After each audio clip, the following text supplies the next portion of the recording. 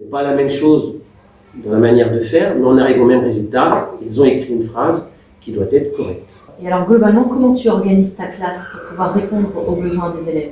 Il y a d'abord, je sais, comme ils sont tous différents, mais vraiment c'est dû à la carte ici. Et justement, rien que les emplois du temps, c'est à la carte. Les enfants qui viennent ici, ils ont un emploi du temps partagé en trois. Ils ont d'abord, c'est ce que je vous ai dit au début, ils ont d'abord des temps d'inclusion dans la classe de référence, des temps de regroupement avec moi, puis des temps de prise en charge. Pour des enfants qui ont des troubles cognitifs, c'est parfois compliqué quand même à gérer, surtout quand on est un peu flou dans ce concept du temps. Donc des emplois du temps, on doit les faire. Je sais que par exemple, pour ceux qui sont en grande difficulté, un emploi du temps à la journée, ils ont une petite étiquette, et puis ils ont des petits symboles qui représentent ce qu'ils vont faire. C'est des mathématiques, des prises en charge, une inclusion. D'autres qui peuvent lire des tableaux à double entrée, et à ce moment-là, ils vont avoir leur emploi du temps de la semaine.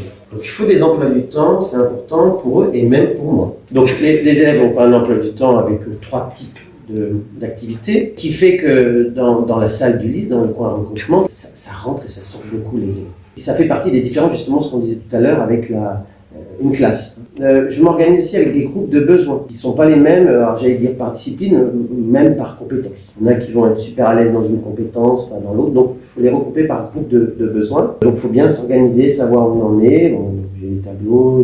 Il faut aussi qu'il y ait, dans une liste, il faut des supports variés, il faut plein de supports en fait. Des jeux, un ordinateur, des crayons, des cahiers. Il faut des fichiers, enfin il faut vraiment plein de choses. Il faut penser à alterner aussi, il faut qu'il y ait des phases collectives, il faut qu'il y ait des phases aussi en petits groupes de besoins, il faut aussi des phases individuelles. Il se passe pas la même chose à chaque fois. Donc ça veut dire que l'enfant ne va pas réagir de la même manière et il va préférer certaines phases par rapport à d'autres. Donc il faut alterner. Et puis il y a aussi il faut des phases où il va y avoir du langage oral, et d'autres où on passe par l'écrit. Et puis après, on peut varier, c'est pas on doit aussi varier. Il peut y avoir des activités qui se passent à l'extérieur, à l'intérieur. Tout ça, il faut vraiment varier de manière à ce que tout le monde y trouve son compte. Il faut cette organisation-là, enfin, quand on réfléchit à cette organisation en Ulysse, il faut penser à tout ça. Moi, je sais que j'ai aussi une deuxième salle. Un des problèmes des adultes, c'est l'attention et la concentration. Et pour ça, il faut quand même qu'on soit au calme. Et puis après, j'ai aussi, on a un jardin potager pour justement avoir des activités, des apprentissages à l'extérieur. Tu as également un rôle de coordonnateur. Comment tu organises l'inclusion de tes élèves dans leur classe de référence? Pour préparer les inclusions, il faut se baser sur un projet pédagogique individuel. Donc il faut bien préparer ça, ça demande du temps, c'est vrai, mais c'est vraiment un travail qui va nous aider toute l'année.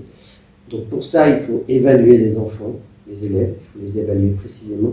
Donc pour les évaluer, il faut d'abord les évaluer sur leur personnalité, leur comportement, quelle est leur estime de soi, quelle est leur motivation scolaire, comment ils réagissent face à la frustration, est-ce qu'ils refusent l'autorité. Enfin, on peut retrouver tous ces traits de caractère.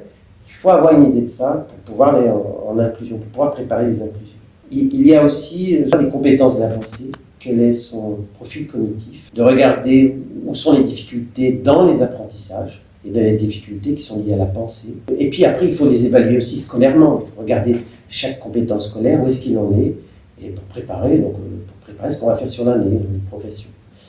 Il faut aussi regarder, prendre le temps de lire les GEVASCO, ce sont des bilans de tous les professionnels qui s'occupent des enfants en situation de handicap.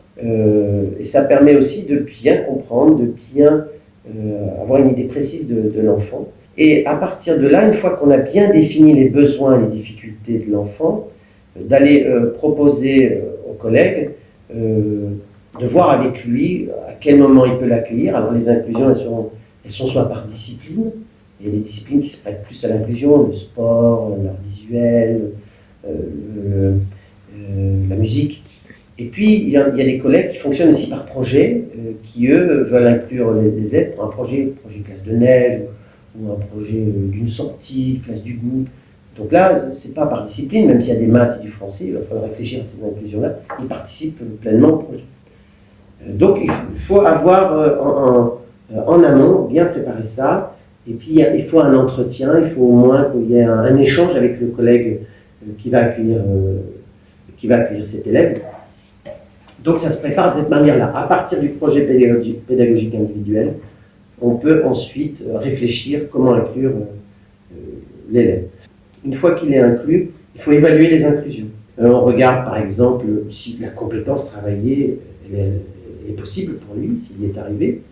Je regarde s'il y a des conflits socio-cognitifs, des échanges qui permettent d'avancer dans sa manière de réfléchir, de penser ou sur ses conceptions premières qu'on a.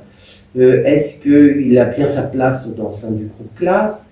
Il y a pareil, il doit y avoir à peu près, je dirais peut-être pas une dizaine, mais pas loin de compétences ou d'observations à bien préciser. Et alors après, on réfléchit, est-ce qu'il a besoin d'adaptation particulière, un tuteur, par exemple, un élève tuteur, ou est-ce que l'AESH peut venir, enfin, un peu, mais est-ce que ce serait un plus si l'AESH était présent? Est-ce que même moi, est-ce qu'il y aurait besoin que je co-intervienne si un groupe d'inclusion le demande à ce besoin-là? Donc, tout ça, ça se réfléchit avant, on le met en œuvre et on l'évalue. Merci Christophe de nous avoir consacré ce temps. Merci beaucoup. Bien, j'espère que comme moi, ce témoignage vous enrichira et vous permettra d'avancer davantage dans votre pratique de classe.